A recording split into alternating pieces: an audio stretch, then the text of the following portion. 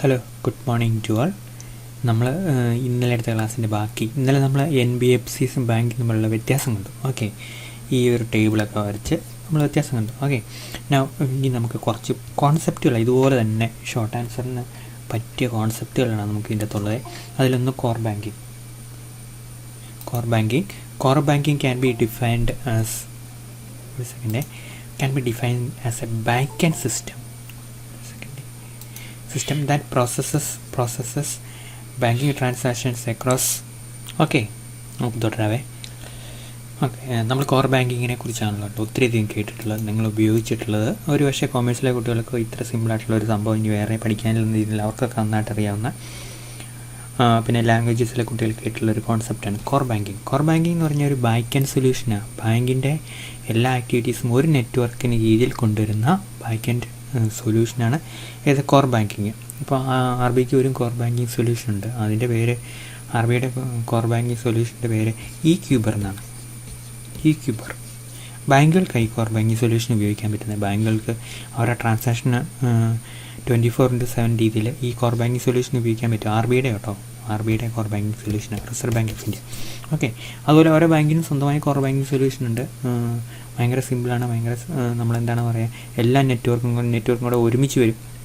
അതിനാണ് core banking solution എന്ന് പറയും. That process banking transaction across the various branches of A bank. Okay, the system essentially includes deposit, loan, credit processing etcetera. ഇതെല്ലാം ഒരു ബ്രാഞ്ചിൽ നിന്ന് വേറൊരു ബ്രാഞ്ചിലേക്ക്, അല്ലെങ്കിൽ നമ്മുടെ ബാങ്കിൻ്റെ ഓഫീസിൽ നിന്ന് ബ്രാഞ്ചിലേക്ക്, അതെല്ലാം ഭയങ്കര സിമ്പിളായിട്ട് ഒരേ നെറ്റ്വർക്കിൽ എക്സിക്യൂട്ട് ചെയ്യുന്നതിനാണ് കോർ ബാങ്കിങ് സൊല്യൂഷൻ എന്ന് പറയുന്നത്. Among the integral core banking service are floating new accounts, servicing of loans, calculating interest, processing deposits and withdrawals, and customer relationship management activities. All this comes under core banking solutions. Okay, so that is about core banking. Core banking system are aimed at empowering existing and probable customers to have a greater freedom of their account transactions. Okay, then internet banking എന്ന് അറിയാലോ. ഇൻ്റർനെറ്റിൻ്റെ സഹായത്തോടെ banking നടത്തുന്നതിനാണ് internet banking എന്ന് പറയുന്നത്. Is the method where the client can access bank services through bank's internet interface or website. ബാങ്കിൻ്റെ internet സർവീസിലൂടെ ഇൻ്റർനെറ്റിലൂടെ ബാങ്കിൻ്റെ സർവീസ് നടത്തുന്നതിന് ഇൻ്റർനെറ്റ് ബാങ്കിങ് എന്ന് പറയുന്നത്. അപ്പോൾ നമുക്ക് ഒരു പക്ഷേ നിങ്ങളുടെ ഡെസ്ക്ടോപ്പിൻ്റെ മുമ്പിൽ ബാങ്കിൻ്റെ വെബ്സൈറ്റിൽ നേരിട്ട് കയറി പാസ്വേഡ് യൂസർ നെയിമൊക്കെ അടിച്ച് നമ്മുടെ ബാങ്ക് ബാലൻസ് അറിയുന്നു, അല്ലെങ്കിൽ നമുക്ക് വേണമെങ്കിൽ ഒരു പേയ്മെൻറ്റ് നടത്തുന്നു. അതൊക്കെ ഇൻ്റർനെറ്റ് ബാങ്കിങ്ങിൻ്റെ ഭാഗമാണ്. എല്ലാ ബാങ്കുകൾക്കും ഇപ്പോൾ ഇൻ്റർനെറ്റ് ബാങ്കിങ് ഉണ്ട്. പക്ഷേ ഒരു പ്രശ്നം ഉപയോഗിച്ച് കഴിഞ്ഞ് നമ്മുടെ പാസ്വേഡ് യൂസർ നെയിമൊക്കെ എപ്പോഴെങ്കിലും മറന്നു പോയി കഴിഞ്ഞാൽ പിന്നെ നമ്മുടെ വീട്ടിലുള്ള നായയുടെ പേരെന്താണ്, നിങ്ങളുടെ പെറ്റിൻ്റെ പേരെന്താണ്, ഇങ്ങനെ ഒത്തിരി കോഡൊക്കെ കൊടുത്തിട്ട് പിന്നെ ആക്ടിവേറ്റ് ചെയ്യണം. ഭയങ്കര പാടാണ്. ഇപ്പോൾ ഇൻ്റർനെറ്റ് ബാങ്കിങ് ഒരു പക്ഷേ നിങ്ങൾ ഉപയോഗിച്ചിട്ട് കാണും.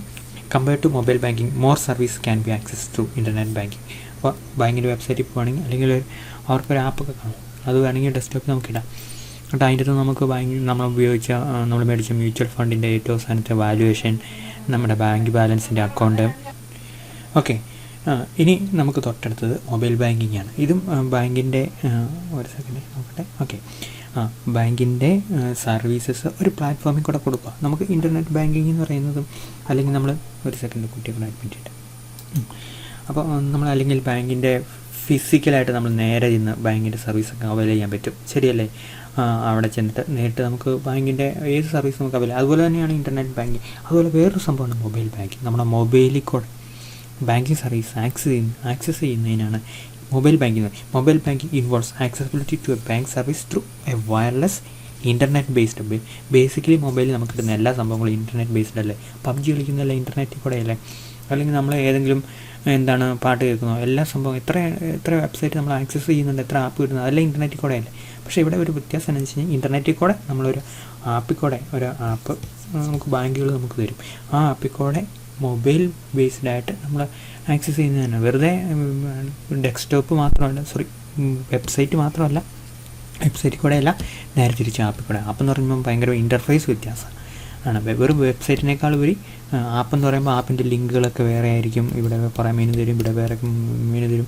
പിന്നെ അതുപോലെ വേറെ ആക്സസിബിലിറ്റിയൊക്കെ കുറച്ച് വ്യത്യാസം കാണും. ആപ്പിന് അങ്ങനെ അല്പം കൂടെ വ്യത്യസ്തമായ ഒരു ഇൻ്റർഫേസ് ആണല്ലേ. അതുകൊണ്ടാണ് അങ്ങനെ മൊബൈൽ ബാങ്കിങ് ഇൻ്റർനെറ്റ് ബാങ്കിങ്ങുമായിട്ട് വ്യത്യാസപ്പെട്ടിരിക്കുന്നത്. Okay, mobile banking involves accessibility bank service through a wireless internet based facility provided by the bank to their customers to operate their bank accounts, okay, through smartphones, tablets, etc. with the help of website or a mobile application. Website എന്ന് പറഞ്ഞു കഴിഞ്ഞാൽ നമ്മൾ സാധാരണ internet ബാങ്കിലെ വെബ്സൈറ്റും ഇത് നമ്മൾ വ്യത്യാസം എന്ന് വെച്ചാൽ ആപ്പിലിങ്ങനെ ആപ്പ് SB യോനോ എന്നൊക്കെ പറഞ്ഞുകൊണ്ട് ഈ വെബ്സൈറ്റ് അതുപോലെ തന്നെ ഇങ്ങോട്ട് അബ്സോർവ് ചെയ്യാം. അല്ലെങ്കിൽ എന്താ പറയുക, നമുക്ക് ആ വെബ്സൈറ്റ് ആപ്പിലേക്ക് നമുക്ക് ഡൗൺലോഡ് ചെയ്ത് വരും. അത് ഭയങ്കര സിമ്പിൾ സൊല്യൂഷൻ കേട്ടോ. പക്ഷേ സാധാരണ വെബ്സൈറ്റ് അല്ല വരുന്നത്. സാധാരണ ഒരു ആപ്പിൽ എന്ന് പറഞ്ഞു കഴിഞ്ഞാൽ വെബ്സൈറ്റ് അല്ല വരുന്നത്. വെബ്സൈറ്റിൻ്റെ അതിനേക്കാളും ഭയങ്കര അഡ്വാൻസ്ഡ് ഫീച്ചേഴ്സ് ആപ്പിൽ കാണും. അതുകൊണ്ടാണ് മൊബൈൽ ബാങ്കിങ് വെറും വെബ്സൈറ്റ് മാത്രമല്ല എന്ന് പറയുന്നത്. സാധാരണഗതിയിൽ മൊബൈൽ ആപ്ലിക്കേഷൻ തന്നെയാണ്. Okay, that is about mobile banking. Then we comes to ATM card. അറിയാലോ, ATM കാർഡ് എന്ന് പറഞ്ഞാൽ ഒരു ആക്സസ് കാർഡാണ്. നമുക്ക് നമ്മുടെ ATM കാർഡാണെങ്കിൽ എന്തെല്ലാം കാര്യങ്ങൾ ചെയ്യാൻ പറ്റും. നമുക്ക് പേയ്മെൻറ്റ് നടത്താൻ പറ്റും കടയിൽ പോയി, ശരിയല്ലേ? നമ്മൾ എന്താണ് പേയ്മെൻറ്റ് സെക്കൻഡ്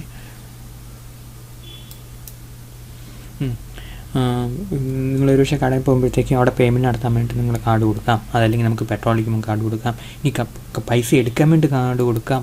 ഓൺലൈൻ പേയ്മെൻറ്റ് നടത്തിയതിന് ശേഷം ഓൺലൈൻ പേയ്മെൻറ്റ് നടത്തിയതിന് ശേഷം നമ്മുടെ കാർഡ് നമ്പരും സെക്യൂരിറ്റി നമ്പരും അല്ലെങ്കിൽ ഒരു പക്ഷേ കാർഡ് നമ്പർ വരും പേരും ഒക്കെ വെച്ചിട്ട് നമുക്ക് എന്ത് ചെയ്യാം, പേയ്മെൻറ്റ് നടത്താം. അപ്പോൾ ATM കാർഡ് ഏറ്റവും കൂടുതൽ പേയ്മെൻറ്റിന് ഉപയോഗിക്കുന്നൊരു സംഭവം അല്ല. ഇത്രയധികം കാർഡ് പേയ്മെൻറ്റിന് ഉപയോഗിക്കുന്നൊരു സംഭവം അറിയില്ല. പക്ഷേ still it is an access card. Access card എന്ന് പറഞ്ഞു കഴിഞ്ഞാൽ എന്താ പറയുക, നിങ്ങളുടെ കയ്യിലിരിക്കുന്ന ബാങ്ക് അക്കൗണ്ടിൽ കിടക്കുന്ന പൈസ ആക്സസ് ചെയ്യാനുള്ളൊരു കാർഡ് മാത്രമാണ് ഇത് ATM card. Okay, ATM card is A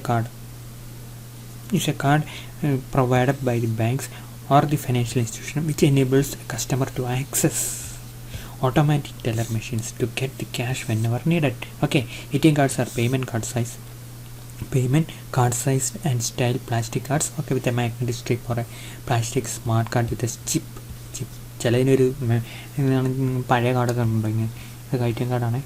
ഇവിടെ ഇങ്ങനെ ഒരു കറുത്ത സംഭവം ഇട്ടിരിക്കുന്നുണ്ടോ, ഒരു ഫ്ലാഷ് മെമ്മറി ഉള്ളൊരു സാധനം. ചിലടത്ത് ഒരു ചെറിയ മൈക്രോപ്രോ ചിപ്പ് കാണും, കുഞ്ഞ് ചിപ്പ്. അതിൻ്റെ അടുത്ത് നമ്മുടെ ഫോട്ടോ, നമ്മുടെ ഒപ്പ്, നമ്മുടെ അക്കൗണ്ട് നമ്പർ, അങ്ങനെ എല്ലാ കാര്യങ്ങളും നമ്മളെക്കുറിച്ച് ഇങ്ങനെ. ചിലതിൻ്റെ അടുത്ത് ഭയങ്കര ചിപ്പ് കാണും, ഒരു പ്രോസസ്സർ തന്നെയാണ്. അത് ഇവിടെ നമുക്കൊന്നുമില്ല കേട്ടോ. അത് അങ്ങനെ പ്രോസസ്സറുള്ള ഒരു കാർഡ് കിട്ടണമെങ്കിൽ കാശും തരം കൊടുക്കുമെന്ന് വിചാരിച്ചു.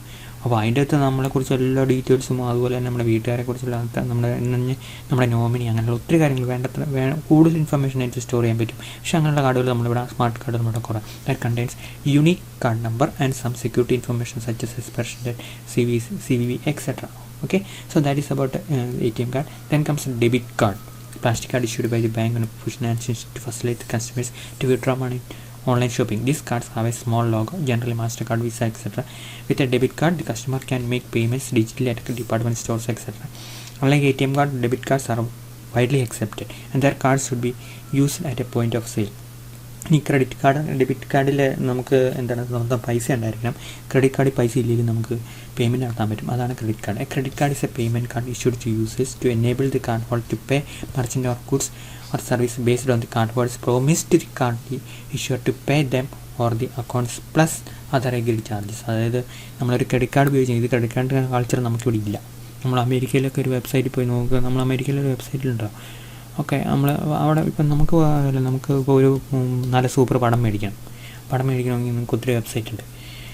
അതുപോലെ തന്നെ വേറൊരു കോമഡിയാണ്, ഞാനാണെങ്കിൽ ഞങ്ങളൊക്കെയാണ് അധ്യാപകർക്കാണെങ്കിൽ ഒത്തിരി പവർ പോയിൻ്റൊക്കെ ഉപയോഗിക്കണം. പവർ പോയിൻ്റൊക്കെ ഉപയോഗിക്കുമ്പോഴത്തേക്കും പവർ പോയിൻ്റ് സ്ലൈഡൊക്കെ ഉണ്ട്, ഭയങ്കര ബ്യൂട്ടിഫുൾ ആയിട്ടുള്ള സ്ലൈഡുകളുണ്ട്. നമ്മളൊരു സ്ലൈഡ് ഉണ്ടാക്കുന്ന ഒരു ദിവസം പിടിക്കുമല്ലോ, ആനിമേഷനൊക്കെ വെച്ച്. അതിന് പ്രസൻറ്റർ മീഡിയ എന്ന് പറഞ്ഞ വെബ്സൈറ്റ് നമുക്ക് കിട്ടും. അതിനൊരു 4,000 രൂപ കൊടുത്താണ് ഒരു വർഷം. അപ്പോൾ അത് ഉപയോഗിക്കേണ്ട ആൾക്കാർക്ക് ഉപയോഗിച്ചാൽ കിട്ടും, കുട്ടികൾക്കൊന്നും ആവശ്യമില്ല. അപ്പോൾ അവിടെ നമ്മളിങ്ങനെ പേയ്മെൻറ്റ് കൊടുക്കുക, അമേരിക്കനാണേ. പക്ഷേ നമ്മൾ അങ്ങനെ അത് മേടിക്കുമ്പോൾ നമുക്ക് ടാക്സ് കൊടുക്കേണ്ട കാര്യമില്ല. അതാണ് ഇന്ത്യയിൽ നിന്നൊരു സാധനം മേടിക്കുമ്പോൾ ടാക്സ് കൊടുക്കണം, അമേരിക്കയിൽ നിന്നൊരു സാധനം മേടിക്കുമ്പോൾ ടാക്സ് കൊടുക്കണ്ട, GST പോലും കൊടുക്കണ്ട. WTO ഒരു എഗ്രിമെൻ്റ് ഉണ്ട്. എന്താണെന്നറിയോ, ഇൻ്റർനെറ്റ് ബേസ്ഡായിട്ടുള്ള സാധനങ്ങൾക്ക് 2020 മാർച്ച് വരെ എന്ത് സാധനം മേടിച്ചാലും നമ്മളതിന് ടാക്സ് കൊടുക്കണ്ട എന്നുള്ളൊരു എഗ്രിമെൻ്റ് ഉണ്ട്. അതുകൊണ്ട് കസ്റ്റംസ് ഡ്യൂട്ടി ഒന്നും കൊടുക്കണ്ട. നമ്മൾ ഭയങ്കര രസമാണ്. നമ്മളൊന്ന് ഇങ്ങനെ വിദേശത്ത് നിന്നൊരു സർവീസ് നമ്മൾ മേടിച്ച് കഴിയുമ്പോഴത്തേക്കുണ്ടല്ലോ, അതിന് കസ്റ്റംസ് ഡ്യൂട്ടി എന്തുകൊണ്ട് കൊടുക്കണ്ട എന്നുള്ള നമുക്ക് സംശയം വരും. WTO എഗ്രിമെൻ്റ് ടാക്സ് കൊടുക്കാൻ പാടില്ല. ഓക്കെ, അപ്പോൾ നമ്മൾ മേടിക്കുമ്പോഴത്തേക്ക് അവർ നമുക്കൊരു കാർഡ് കൊടുക്കണേ, കാർഡ് പേയ്മെൻറ്റ് അവിടെ നടത്തണം. ആ കാർഡ് പേയ്മെൻറ്റിനകത്ത് അവർ നമ്മളോട് പറയുന്നത് ക്രെഡിറ്റ് കാർഡ് കൊടുക്കാനാണ്, ഡെബിറ്റ് കാർഡിൻ്റെ കാര്യം പറയുന്നില്ല. ഡെബിറ്റ് കാർഡും കൊണ്ട് നമ്മൾ ചെല്ലുമ്പോഴത്തേക്കും പിൻ നമ്പരൊക്കെ അടിച്ചു കൊടുക്കുമ്പോഴത്തേക്കും ഇത് നിങ്ങളുടെ കാർഡ് ക്രെഡിറ്റ് കാർഡല്ല, നമ്മളെ എടുത്ത് അവിടുന്ന് പറഞ്ഞു വിടും. ഇപ്പോൾ ക്രെഡിറ്റ് കാർഡിൻ്റെ ഒരു കൾച്ചർ നമ്മളിവിടെ ഇല്ല. ക്രെഡിറ്റ് കാർഡ് എന്ന് പറഞ്ഞാൽ നമ്മുടെ ബാങ്ക് അക്കൗണ്ടിൽ പൈസ കാണില്ല. പൈസ ഇല്ലാതെ തന്നെ ബാങ്കിലോട് കടം ചോദിച്ചിട്ട് നമ്മൾ ആ പൈസ ബാങ്കിൻ്റെ നിന്ന് മേടിച്ച്, മനസ്സിലായല്ലോ, മേടിച്ചിട്ട് നമ്മൾ പിന്നീട് അടയ്ക്കാമെന്ന് പറയും. അടച്ചില്ല നമ്മൾ പെനാൽറ്റി കൊടുക്കണം. ഭയങ്കര പെനാൽറ്റിയാണ്. ആ പെനാൽറ്റിയാണ് ബാങ്കിനില്ല. ക്രെഡിറ്റ് കാർഡിൻ്റെ ഏറ്റവും വലിയ റിസ്ക് അതാണ്. നമ്മൾ സമയത്ത് പൈസ തിരിച്ചടച്ചിട്ടുണ്ടല്ലോ, ക്രെഡിറ്റ് കാർഡിന് നമ്മുടെ പൈസ പോയിക്കൊണ്ടിരിക്കും. ഓക്കെ, അപ്പോൾ അങ്ങനെ എന്താണ് കാർഡ് ഹോൾഡർ ആരോട് പറയാം? ബാങ്കിനോട് പറയാം. കാർഡ് ഇഷ്യൂ ചെയ്ത് മിക്കവാറും ബാങ്കായിരിക്കും. ബാങ്കിൻ്റെ മാസ്റ്റർ കാർഡ് തന്നെ. മാസ്റ്റർ കാർഡ് എന്ന് പറഞ്ഞാൽ ഒരു ബാങ്കിങ് സർവീസ് പ്രൊവൈഡർ കേട്ടോ, വിസ കാർഡ് എന്ന് പറഞ്ഞ്. അപ്പം നമ്മുടെ ഈ നെറ്റ്വർക്കിൻ്റെ അകത്ത് ബാങ്കിൻ്റെ പൈസയും നമ്മളെയും തമ്മിൽ മുട്ടിക്കുന്ന പരിപാടിയാണ് ഇവന്മാർ ഈ മാസ്റ്റർ വിസയിന് ഓരോ ATMൻ്റെ അവിടെ എഴുതി വെച്ച് we accept Visa, we accept Master, we accept RuPay. ഇതൊക്കെ എല്ലാം കാർഡ് പേയ്മെൻറ്റ് സർവീസസാണ്. ഓക്കെ, മനസ്സിലായല്ലോ. അപ്പോൾ ഇവരെല്ലാം പേയ്മെൻറ്റ് ഓപ്പറേറ്റേഴ്സാണ്. ഇവരുടെ പേയ്മെൻറ്റ് മീഡിയ ആയിട്ട് നിൽക്കും. ഉദാഹരണത്തിന് പഞ്ചാബ് നാഷണൽ ബാങ്കും ഫെഡറൽ ബാങ്കും തമ്മിൽ പഞ്ചാബ് നാഷണൽ ബാങ്കിൻ്റെ വിസ കാർഡും ഇവരുടെ മാസ്റ്റർ കാർഡും, അപ്പോൾ അതങ്ങോട്ട് ഇവിടുന്ന് ഒരു പൈസ അങ്ങോട്ട് അയച്ചു അതങ്ങനെ പോകും. അപ്പോൾ അങ്ങനെയുള്ള കാര്യങ്ങളിൽ ഈ പേയ്മെൻറ്റ് ഇവർക്ക് ചെറിയ കമ്മീഷൻ കാണും. 1000 രൂപ ഒരു 1 രൂപയൊക്കെ ആയിരിക്കും ഇവർക്ക് കൊടുക്കുന്ന ബാങ്ക് കൊടുക്കുന്ന കമ്മീഷൻ. അപ്പോൾ മില്യൺസ് ഓഫ് ട്രാൻസ്ഫർ നടക്കുമ്പോൾ ഇവർക്ക് ഭയങ്കര പൈസയാണ്. ആർക്ക്? റുപ്പേ ഇന്ത്യയുടെ കേട്ടോ. അപ്പോൾ ഇതൊക്കെയാണ്. അപ്പോൾ അങ്ങനെ ഈ കാർഡ് ഇഷ്യൂവർക്ക് പൈസ കൊടുക്കും എന്ന് ഈ യൂസ് ചെയ്യുന്ന ആൾ പറഞ്ഞിട്ട് പേയ്മെൻറ്റ് ഒരു ട്രാൻസാക്ഷൻ നടത്തുന്നതാണ് ക്രെഡിറ്റ് കാർഡിൽ. Okay, credit cards let customer to borrow take a cash advance from the credit card issuer എന്ന് പറഞ്ഞാൽ സാറിനത് ഈ ബാങ്കാണല്ലോ. ബാങ്കിൻ്റെ നിന്ന് പണം കടമെടുത്തിട്ട് പേയ്മെൻറ്റ് നടത്തുക ക്രെഡിറ്റ് കാർഡിൽ. ഇതാണ് ക്രെഡിറ്റ് കാർഡും ഡെബിറ്റ് കാർഡും. ഡെബിറ്റ് കാർഡ് നമുക്ക് അവിടെ പൈസ അവിടെ കണ്ടിരിക്കണം. ഇനി എന്താണ് IFSC കോഡ്? നമ്മളെപ്പോഴും പൈസ അടയ്ക്കും, IFSC കോഡ് ചോദിക്കുമല്ലോ. It refers to Indian financial system code which is an 11 character code assigned by RBI to identify every bank branches. Remember, when you are using a particular IFSC code, you are identifying a bank branch. അല്ലേ? ഒരു second admit. Okay, അപ്പോൾ നമ്മൾ ഈ IFSC code എന്ന് പറയുമ്പോഴത്തേക്കും നിങ്ങളൊരു പക്ഷേ online transaction നടത്തുമ്പോഴത്തേക്കും online banking നടത്തുമ്പോഴത്തേക്കും നമ്മൾ പൈസ അയക്കേണ്ട ആളിൻ്റെ അക്കൗണ്ട് നമ്പരും ബാങ്കിൻ്റെ ബ്രാഞ്ചും പറയാൻ പറയും. അപ്പോൾ ഓട്ടോമാറ്റിക്കലി ഇനി IFSC കോഡ് പറയാൻ പറയും. അപ്പോൾ IFSC കോഡ് പറയുമ്പോഴത്തേക്കും ആ ബ്രാഞ്ചിൻ്റെ പേരും അഡ്രസ്സും കൂടെ അവിടെ തെളിഞ്ഞു വരും. അപ്പോൾ IFSC കോഡ് എന്താണ്? It refers to bank branch, a particular bank branch. അതാണ്. അപ്പോൾ ഓരോ ബാങ്ക് ബ്രാഞ്ചിൻ്റെയും ക്ലാസ് നമ്പർ, നമുക്കാണെങ്കിൽ ഒരു ക്ലാസ് നമ്പറില്ലേ, ആ ക്ലാസ് നമ്പർ പോലെയാണ് ഈ IFSC കോഡ്. അങ്ങനെ വിചാരിച്ചു. Uniquely that are participation in NEFT system in India. National electronic fund transfer എന്ന് നമ്മൾ RBI കുറിച്ച് ആദ്യം പറഞ്ഞു. NEFT RTGS RBI കൊടുത്തേക്കുന്ന 2 ഫെസിലിറ്റിയാണ്. പറഞ്ഞില്ലേ, നമ്മൾ വരുന്നുള്ളൂ. നെഫ്റ്റും RTGS RBIയുടെ 2 പ്രധാന ഇന്ത്യക്കകത്ത് മുഴുവൻ മണി ട്രാൻസ്ഫർ ചെയ്യാൻ പറ്റുള്ള 2 ഫെസിലിറ്റിയാണ്. അപ്പോൾ അതിൻ്റെ അകത്ത് പാർട്ടിസിപ്പേറ്റ് ചെയ്യുന്ന എല്ലാ ബാങ്കുകൾക്കും കൊടുത്തേക്കുന്ന ഐഡൻറ്റിറ്റിയാണ് ഏത്? IFSC code. NEFT system, national electronic fund transfer 24/7 എപ്പോഴും ഇത് ആവശ്യിക്കാം. നിങ്ങൾ ഒരു പക്ഷേ മണി ട്രാൻസ്ഫർ ചെയ്യുമ്പോൾ സയൻസ് നിങ്ങളോട് ചോദിക്കും IMPS വേണോ, നെഫ്റ്റ് വേണോ നമ്മളോട് ചോദിക്കും. എന്നിട്ട് ഇവിടെ ഒരു പച്ച തെളിഞ്ഞിരിക്കും എന്ന് പറഞ്ഞ് ഇത് പ്രിഫർ ചെയ്യാനാണ് അവർ പറയുന്നത്. പണ്ട് ഈ നേരത്തെ തന്നെ ഇമ്മീഡിയറ്റ് പേയ്മെൻറ്റ് സർവീസ് എന്നാണ് കേട്ടോ. ഇത് RBIയുടെ National Payment Corporation of India കൊണ്ടുവന്നിരിക്കുന്ന പേയ്മെൻറ്റ് ഫോർമാറ്റാണ്. അപ്പോൾ IMPC കൂടെ നമുക്ക് എപ്പോൾ വേണമെങ്കിലും 24 മണിക്കൂർ മണി ട്രാൻസ്ഫർ ചെയ്യും. അപ്പോൾ അവിടെ പച്ചളി നമ്മൾ പറഞ്ഞ നെഫ്റ്റ് എന്ന് പറഞ്ഞ് ഇങ്ങോട്ട് മാറ്റി കൊടുക്കണം. പക്ഷേ ഇത് ഡിഫോൾട്ടായിട്ട് പച്ച തെളിഞ്ഞിറക്കും. ഇതാണ് നമുക്ക് ഏറ്റവും ഉപയോഗിക്കാൻ നല്ലത്. ഓക്കെ, ഇപ്പോൾ ഇനി താമസിക്കാൻ നെഫ്റ്റും കൂടെ വരും കേട്ടോ. നെഫ്റ്റ് ഇപ്പോൾ തന്നെ 24/7. Okay, application the last 6 character are branch code. Okay, then national electronic fund transfer. ഇനി നമുക്കുള്ള 2 ഭയങ്കര പ്രധാനപ്പെട്ട നാഷണൽ ഇലക്ട്രോണിക് ഫണ്ട് ട്രാൻസ്ഫറും RTGS. ഇത് 2 പേയ്മെൻറ്റും ഇതും കൂടെ നമുക്ക് അറിഞ്ഞിരുന്നാൽ നമുക്ക് പരീക്ഷയ്ക്ക് ഭയങ്കര പ്രധാനപ്പെട്ടാണ്. അത് നിങ്ങൾ തീർച്ചയായിട്ടും ഓർത്തിരിക്കണം. എന്താണ് NEFT? Is a nation wide payment system prepared by RBI facility 1-to-1 fund transfer. ഞാൻ നിങ്ങൾക്ക് പൈസ അയക്കണമെന്ന് വിചാരിച്ചു. അപ്പം നമ്മൾ തമ്മിലുള്ള ട്രാൻസാക്ഷൻ 1-to-1 ആണ്. ആ പേയ്മെൻറ്റിനെ ഒരൊറ്റ പേയ്മെൻറ്റായിട്ട് മാത്രം കൂട്ടും. ഓക്കെ, ഇനി fund transfer. Under this scheme individuals, firms and corporates can electronical transfer funds from any bank branches to any individual. Former corporate having an account with any other bank branches in the country participating in the scheme. Okay, സാധാരണയുള്ള money ട്രാൻസ്ഫറിന് മാത്രം ഇതിനെ വിചാരിച്ചാൽ മതി. വേറെ കോംപ്ലിക്കേഷൻ്റെ കാര്യമൊന്നുമില്ല. Okay, there is no limit either minimum or maximum. എത്ര വേണമെങ്കിലും പൈസ അയക്കാം. On the amount funds that could be transferred in hour maximum amount per transaction limited 50,000. അപ്പോൾ ഒരു ട്രാൻസാക്ഷൻ്റെ 50,000 അവർ ലിമിറ്റ് ചെയ്തിട്ടുണ്ട്. അപ്പോൾ അങ്ങനെ എത്ര വേണമെങ്കിലും അയക്കാം. For cash-based remittance in India and also remittance to Nepal under Indo-Nepal remittance facility, NEFT has been made 24 hours network now. ഇപ്പോഴാട്ടോ, ഇപ്പോൾ നെഫ്റ്റിന് 24 എന്ന് പറഞ്ഞാൽ ഫുള്ളായിട്ട് അത് എപ്പോഴാണെന്ന് അറിയാം, November 2019 നെഫ്റ്റിന് 20. നേരത്തെ തന്നെ രാവിലെ 5 തൊട്ട് വൈകുന്നേരം 6 മണി വരെ ബാങ്ക് തുറന്നിരിക്കുന്ന സമയമൊക്കെ ആയിരുന്നു സാധാരണ ഇതിൽ എന്തുണ്ടാവുള്ളൂ ഈ ബാങ്കിൻ്റെ ഫെസിലിറ്റി. നെഫ്റ്റിലൂടെ ഇപ്പോൾ ക്യാഷ് ട്രാൻസ്ഫർ ചെയ്യുന്നത്. അപ്പോൾ നമ്മൾ വൈകുന്നേരം ചെല്ലുമ്പോഴത്തേക്ക് നമ്മളോട് പറയും ആ നെഫ്റ്റിലൂടെ ഇനി പൈസ അയക്കാൻ പറ്റില്ല കേട്ടോ എന്ന് പറയും. അപ്പോൾ ബാങ്കിങ് അവേഴ്സ് മാത്രമേ ഉള്ളൂ. ഇപ്പം അങ്ങനെ 24/7 ആക്കി. കാരണം എന്നിട്ട് ഈ നെഫ്റ്റിനെ പിടിച്ച് എവിടെ ഓൺലൈൻ ബാങ്കിൻ്റെ കീഴിലും ആക്കി. ബാങ്കിൻ്റെ ഫിസിക്കൽ ബ്രാഞ്ചിൽ നിന്ന് എടുത്ത് അവിടെ നിന്ന് മാറ്റിയതല്ല, അവിടെ നിന്ന് എക്സ്റ്റെൻഡ് ചെയ്തു ഒന്ന് ഓൺലൈൻ ബാങ്കിലും. അപ്പോൾ ഓൺലൈൻ ബാങ്കിൽ മണി ട്രാൻസ്ഫർ ചെയ്ത് നമുക്ക് നെഫ്റ്റ് ഉപയോഗിക്കാം, IMPS മാത്രമല്ല. Okay, then comes RTGS, big amount fund ട്രാൻസ്ഫറിനുള്ള RBIയുടെ പേയ്മെൻറ്റ് പ്ലാറ്റ്ഫോമാണ് RTGS. Real time gross settlement is a system initiated by the RBI for continuous and real time settlement fund transfers. Continuous, ഇനി individually on transaction by transaction basis without netting. Okay, real time means the processing of instruction at the time they are received. Gross settlement means the settlements fund transfer instruction occurring individually. എന്താണ് നെഫ്റ്റും RTGS തമ്മിലുള്ള വ്യത്യാസം? നെഫ്റ്റിലുണ്ടല്ലോ you don't mind about just your transaction or our transaction. ഇപ്പം Punjab national ബാങ്കിൽ federal ബാങ്കിൽ നിന്ന് പൈസ കൊടുക്കാനുണ്ട്, ഫെഡറൽ ബാങ്കിൽ നിന്ന്. അപ്പോൾ എന്നാണെന്നറിയോ, ഇപ്പോൾ ഇങ്ങോട്ട് ഫെഡറൽ ബാങ്കിൽ നിന്ന് കുറച്ച് പൈസ കൊടുക്കാനുണ്ട്, ഫെഡറൽ ബാങ്കിന് കുറച്ച് പൈസ കിട്ടാനുണ്ട്. അപ്പോൾ അത് ഒരു അവർലി ബേസിൽ ഓരോ ട്രാൻസാക്ഷനും ഓരോരുത്തരും അയക്കുന്ന പൈസ അങ്ങോട്ട് കൊടുത്ത് ഇങ്ങോട്ട് മേടിച്ച് അങ്ങോട്ട് കൊടുത്ത് അങ്ങനെയൊക്കെയാണ് ഉപരി ഒരു മണിക്കൂറിൽ ഒരു മണിക്കൂറിൽ പഞ്ചാബ് നാഷണൽ ബാങ്കിന് ഇങ്ങോട്ട് കൊടുത്തു കഴിഞ്ഞാൽ അങ്ങോട്ട് കൊടുക്കാൻ നെറ്റ് എങ്ങനെയുണ്ട്? അപ്പം അങ്ങോട്ട് ഒരു 2 കോടി രൂപ കൊടുക്കാനേ ഉള്ളൂ. അപ്പോൾ ആ 2 കോടി രൂപ ഇങ്ങോട്ട് കൊടുക്കും. മൊത്തം വേണമെങ്കിൽ നമ്മൾ 10 കോടി രൂപ പഞ്ചാബ് നാഷണൽ ബാങ്ക് ഫെഡറൽ ബാങ്കിന് കൊടുത്തു, 12 കോടി രൂപ ഫെഡറൽ ബാങ്ക് അങ്ങോട്ട് കൊടുത്തു. ശരിക്കും അങ്ങനെയായിരുന്നു ട്രാൻസാക്ഷൻ്റെ എമൗണ്ട്. പക്ഷേ അതിനേക്കാൾ 2 കോടി രൂപ കൊടുത്താൽ പോരെ.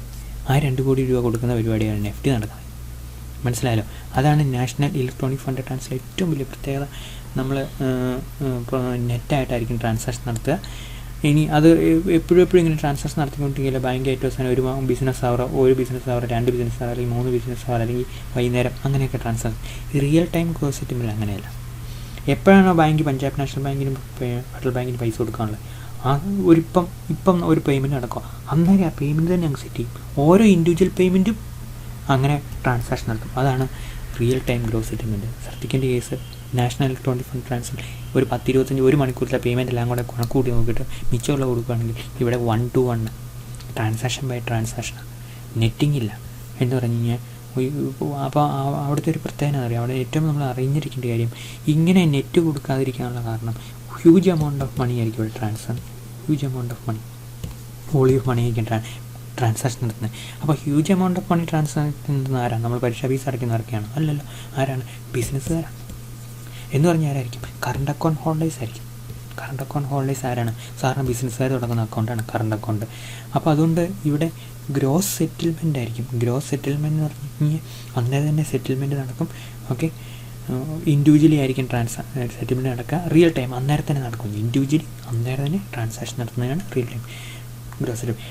NEFT is an electronic fund transfer in which the transaction received up to particular time are processed in batches. Okay, എന്നിട്ട് നെറ്റായിട്ട് transfer. Contrary to this RTGS, under RTGS the transactions are processed continuously on a transaction by transaction basis through the RTGS business service. മനസ്സിലായല്ലോ? ഇതാണ് നെഫ്റ്റും RTGSും തമ്മിലുള്ള വ്യത്യാസം. Okay, പിടിയിട്ടില്ലോ? അപ്പോൾ ഇതുകൊണ്ട് നമ്മുടെ ഈയൊരു കോൺസെപ്റ്റ് ക്ലാസ് തീർന്നു. കോൺസെപ്റ്റ് ടോപ്പിക്കുകൾ തീർന്നു പറഞ്ഞാൽ ഇനി നമുക്ക് ഉള്ളത് കോൺസെപ്റ്റുകൾ ഇനിയുണ്ട്. അതിടയ്ക്കൊക്കെ വന്നുകൊണ്ടിരിക്കും. പക്ഷേ നമുക്കിനി അടുത്തതായിട്ട് പഠിക്കാനുള്ള ടോപ്പിക്ക് RBI കുറിച്ചാണ്. അതുകൊണ്ട് ഞാനിതൊന്ന് ക്ലോസ് ചെയ്തോട്ടെ. പോയേക്കരുത് കേട്ടോ. സ്റ്റോപ്പ് അടിച്ചു.